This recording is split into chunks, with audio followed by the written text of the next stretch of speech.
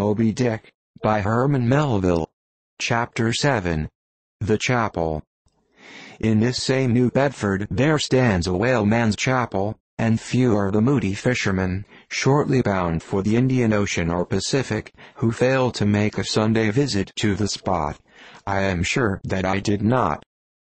Returning from my first morning stroll, I again sallied out upon this special errand. The sky had changed from clear, sunny cold, to driving sleet and mist. Wrapping myself in my shaggy jacket of the cloth called bearskin, I fought my way against the stubborn storm. Entering, I found a small scattered congregation of sailors, and sailors' wives and widows. A muffled silence reigned, only broken at times by the shrieks of the storm. Each silent worshipper seemed purposely sitting apart from the other, as if each silent grief were insular and incommunicable. The chaplain had not yet arrived, and there these silent islands of men and women sat steadfastly eyeing several marble tablets, with black borders, masoned into the wall on either side the pulpit.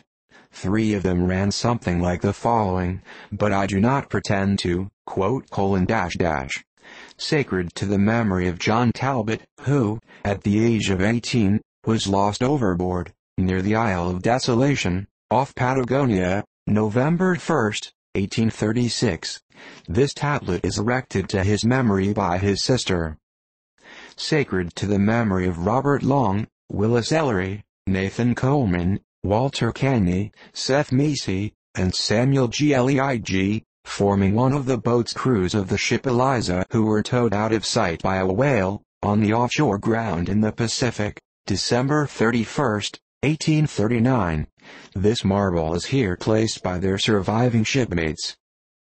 Sacred to the memory of the late Captain Ezekiel Hardy, who in the bowels of his boat was killed by a sperm whale on the coast of Japan, August 3d, 1833. This tablet is erected to his memory by his widow. Shaking off the sleet from my ice-glazed hat and jacket, I seated myself near the door, and turning sideways was surprised to see Queequeg near me. Affected by the solemnity of the scene, there was a wondering gaze of incredulous curiosity in his countenance. This savage was the only person present who seemed to notice my entrance, because he was the only one who could not read, and, therefore, was not reading those frigid inscriptions on the wall.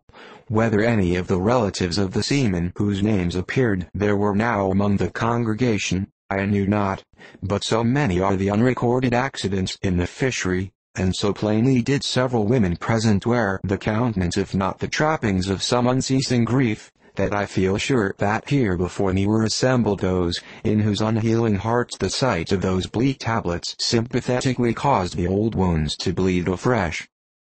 Oh, ye whose dead lie buried beneath the green grass, who standing among flowers can say, Here, here lies my beloved. Ye know not the desolation that broods in bosoms like these. What bitter blanks in those black-bordered marbles which cover no ashes. What despair in those immovable inscriptions. What deadly voids and unbidden infidelities in the lines that seem to gnaw upon all faith, and refuse resurrections to the beings who have placelessly perished without a grave. As well might those tablets stand in the cave of Elephanta as here. In what census of living creatures, the dead of mankind are included, why it is that a universal proverb says of them, that they tell no tales, though containing more secrets than the good one sans. How it is that to his name who yesterday departed for the other world, we prefix so significant and infidel a word, and yet do not thus entitle him, if he but embarks for the remotest Indies of this living earth. Why the life insurance companies pay death forfeitures upon immortals. In what eternal, unstirring paralysis, and deadly, helpless trance, yet lies antique Adam who died 60 round centuries ago. How it is that we still refuse to be comforted for those who we nevertheless maintain are dwelling in unspeakable bliss. Why all the living so strive to hush all the dead. Wherefore but the rumor of a knocking in a tomb will terrify a whole city. All these things are not without their meanings. But faith, like a jackal, feeds among the tombs, and even from these dead doubts she gathers her most vital hope. It needs scarcely to be told, With what feelings, on the eve of a Nantucket voyage, I regarded those marble tablets, and by the murky light of that darkened, doleful day read the fate of the whalemen who had gone before me. Yes, Ishmael, the same fate may be thine. But somehow I grew merry again. Delightful inducements to embark, fine chance for promotion, it seems. A stove-boat will make me an immortal by brevet. Yes, there is death in this business of whaling, a speechlessly quick chaotic bundling of a man into eternity. But what then? Methinks we have hugely mistaken this matter of life and death. Methinks that what they call my shadow here on earth is my true substance. Methinks that in looking at things spiritual, we are too much like oysters observing the sun through the water, and thinking that thick water the thinnest of air. Methinks my body is but the lees of my better being. In fact, take my body who will, take it I say, it is not me. And therefore 3 cheers for Nantucket, and come a stove-boat and stove-body when they will, for stave my soul, Jove himself cannot.